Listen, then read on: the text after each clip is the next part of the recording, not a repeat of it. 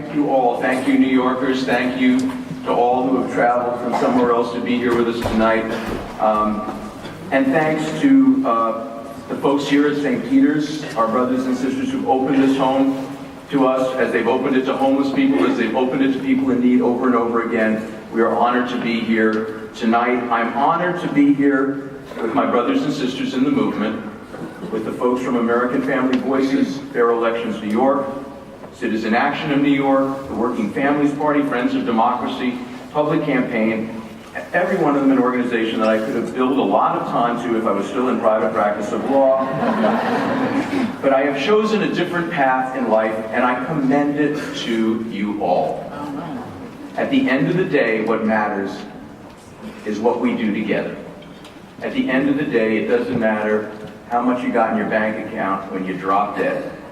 In the end of the day, it's about moving forward as a people and a nation. I want to thank Rashad, I want to thank Katrina, and our great public advocate, Letitia James, who came out of the New York State Attorney General's office. And I have to tell you, you want to have one sign of what you can get if you have a vigorous public financing system. You can get a woman who is outraised, outspent, opposed by every corporate interest, and still is the citywide public advocate of New York.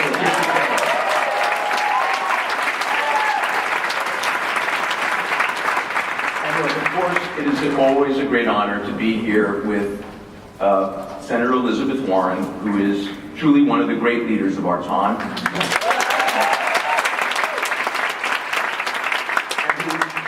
When I took office in January 2011, the only person who came from Washington to my office to warn me about what was going on was Elizabeth Warren. And she came to see me on Valentine's Day, and she is my Valentine forever. And her husband's good with it, but flowers every Valentine's Day. But she came to me and said to me on February 14, 2011, the folks down there are trying to rewrite history. They're trying to pretend the crash of the economy was like an earthquake or a tsunami. They're trying to pretend it's because we spend too much money on public employees. And I would not have done what I did, challenging the federal administration to go after the banks. I would not have been able to continue when I thought I was kind of losing my mind down in Washington without the counsel, the courage, and the wisdom of Senator Elizabeth Warren.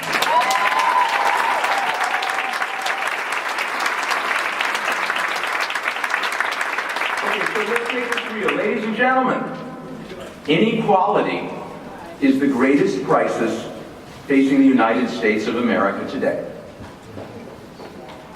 Inequality is the greatest crisis facing the United States of America today. Once you get that, everything else flows. For the past 25 years, we have traveled a path that has been transforming the United States into a very different country than the one generations of Americans have worked to build. Across America, millions of families are at risk, and our democracy is at risk. But ladies and gentlemen, I truly mean it when I say that it is beautiful to be here with you tonight, because tonight we celebrate a new progressive movement. We celebrate the fact that America is a far more compassionate, just, equitable place than it was at its founding, and that the engines that have propelled us, generation after generation, towards greater equality and greater justice have always been social movements. Went from the abolition movement, to the women's suffrage movement, to the labor movement, to the civil rights movement, to the environmental movement. Each of these movements provided progress, not without pain, but progress in the essential American sense of the term. As Americans, we aspire towards greater equality and greater justice with every generation. That's what we do. And that's what we mean by progress. That's why we're progressives. We believe in progress. You want to go backwards? Call yourself something else. But really, let's be honest about the situation. The last 25 years, the contemporary conservative movement has reemerged in a new, more powerful form, and America started to drift away from this essential mission. And our obligation is to follow all those generations who worked so hard to ensure that they left our country more equitable and more just than when they found it, and to rise to the occasion and make sure that what Elizabeth warned me about when I was a brand new Attorney General and really barely knew where all my different bureaus were, never happens again. We know, ladies and gentlemen, that the gap between rich and poor began to grow back in the 80s, and that now it's grown to un-American proportions, anti-American proportions. And you know, with Elizabeth's help, that I actually decided that somebody should investigate the banks that blew up the economy, and we've had one success and look forward to more. But it is no secret that due to the influence of money in politics, there was a period of extraordinarily irresponsible deregulation, followed by misconduct by some financial services firms that led us to the worst market crash since 1929. Now, ladies and gentlemen, the leading edge of the crash was the housing market. And that all but destroyed the American middle class. Over $7.4 trillion of home equity was wiped out. All of the millions of working families whose wealth was in the equity in their homes, they were devastated. Our recovery has proceeded according to the same conservative playbook. 95% of the wealth created since the crash has gone to the top 1%. So we now live in a country in which the gap between rich and poor is greater than any other industrial democracy. Ladies and gentlemen, our system was designed to prevent this from happening. The check on the power of wealth was always supposed to be the popular vote, right? The vote of a millionaire is worth the same as the vote of a fast food worker, of an airport worker, of a car wash worker, and that was supposed to be the vote.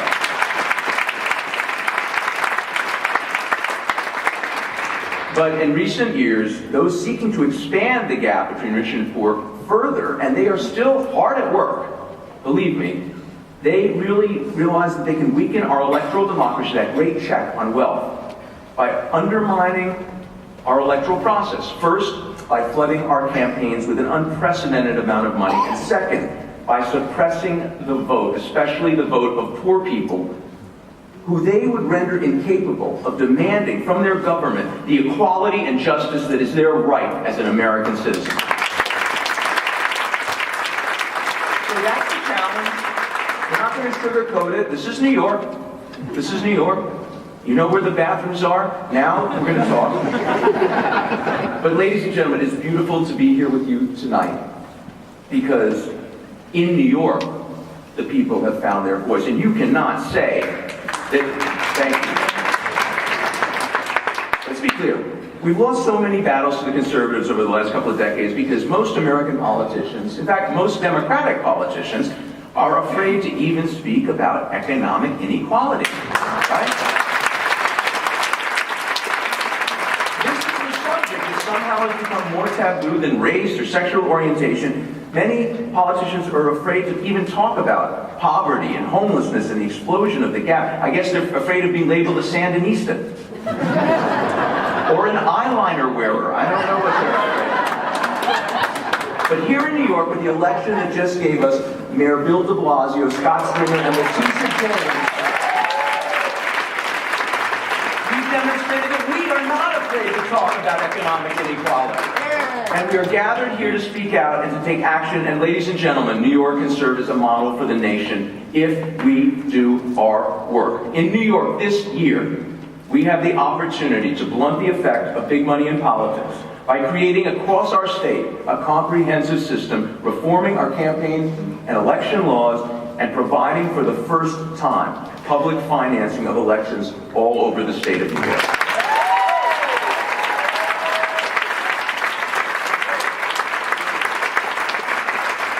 And this is, we're a national gathering.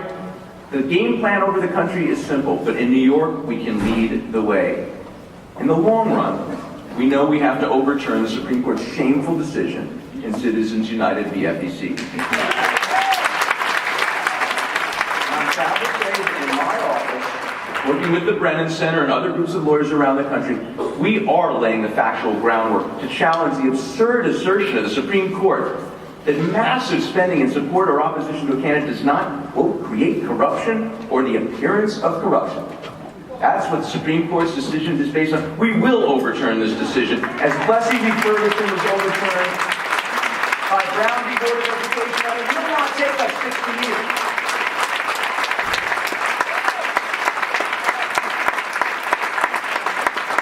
But it's a pleasure to be here with you tonight because we cannot wait for that to happen. In the meantime, we have to mitigate the harm caused by this un-American flood of money into politics. First of all, by reforming our campaign and election laws, we have to have transparency, and we have to have a system like the New York City system that enables people like Letitia James to be in office. So we start out with the overview. We have a very simple principle. I have a very simple principle. Any law that makes it easier for Americans to register, vote, or run for office is a good law. Any law that makes it harder for Americans to register, vote, or run for office is a bad law. And in New York, this week, thanks to the people who are here, we have an opportunity to make transformational change. This week, for the first time in our history, a governor, our governor, my friend and client, our governor, has put the language needed to create a system of public financing and real enforcement of our campaign laws into his proposed state budget. It has never happened before. And we commend him for that. It is modeled on New York City's public financing system. It is in the budget. Now, ladies and gentlemen, I did an ungodly amount of hard time in the New York State Senate before I got to be the Attorney General. And I will tell you, based on that experience, that once you have language in the budget, the legislature can try to stop it, but at the end of the day, the governor has the power. We have to work to ensure that this part of the budget passes the Assembly, passes the Senate, and is signed into law. This will happen in the next 90 days, ladies and gentlemen. New York can provide this leadership in the next 90 days if you use your power to create fundamental change in our great state. Join American Family Voices, join Friends of Democracy, Citizen Action, Color of Change, and all the rest of us to change our laws, to make it easier for all New Yorkers to run for office. Join us as we build this great progressive movement that is building all over the country. But in New York, we love to be, and we can be first. Let's call out this economic injustice for what it is. It's anti-American. It's anti-American. The effort to buy elections with massive floods of corporate cash, anti-American, right? Supreme Court Justice Louis Brandeis, who was never accused of being a Sandinista, or a Bolshevik, I guess, back in his era, he said we can either have democracy in this country, or we can have great wealth concentrated in the hands of a few, but we cannot have both. Justice Brandeis was right. Senator Warren is right. Letitia James is right. And you in this room are at the right place in the right time as we go forward to reclaim our democracy, to get our state and to get our nation back on our historic track. Greater justice, greater equality with every generation. It is indeed beautiful to be here with you tonight. Thank you.